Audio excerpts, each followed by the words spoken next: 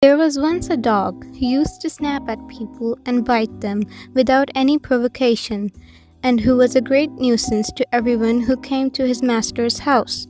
So his master fastened a bell around his neck to warn people of his presence. The dog was very proud of the bell and strutted about tinkling it with immense satisfaction. But an old dog came up to him and said, "The fewer airs you give yourself, the better, my friend. You don't think, do you, that your bell was given to you as a reward or merit? On the contrary, it is a badge of disgrace."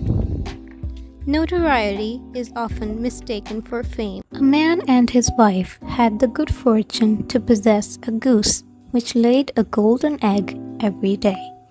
Lucky though they were, they soon began to think that they were not getting rich fast enough, and imagining the bird must be made of gold inside, they decided to kill it in order to secure the whole store of precious metal at once.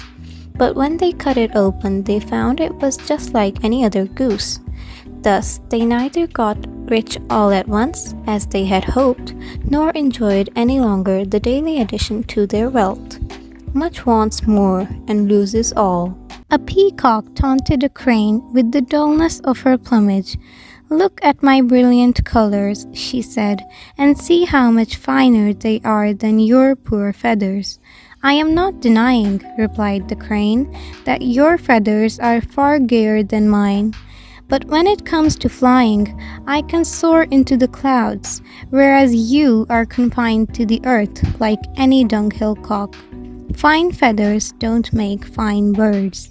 A hungry fox saw some fine bunches of grapes hanging from a vine that was trained along a high trellis, and did his best to reach them by jumping as high as he could into the air.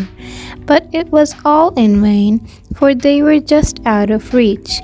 So he gave up trying and walked away with an air of dignity and unconcern, remarking, "I thought those grapes were ripe, but I see now they are quite sour. It is easy to despise what you cannot get." A cat heard that the birds in an aviary were ailing, so he got himself up as a doctor, and taking with him a set of instruments proper to his profession, presented himself at the door, and inquired after the health of the birds. "We shall do very well," they replied without letting him in, "once we've seen the last of you. A villain may disguise himself, but he may not fool the wise.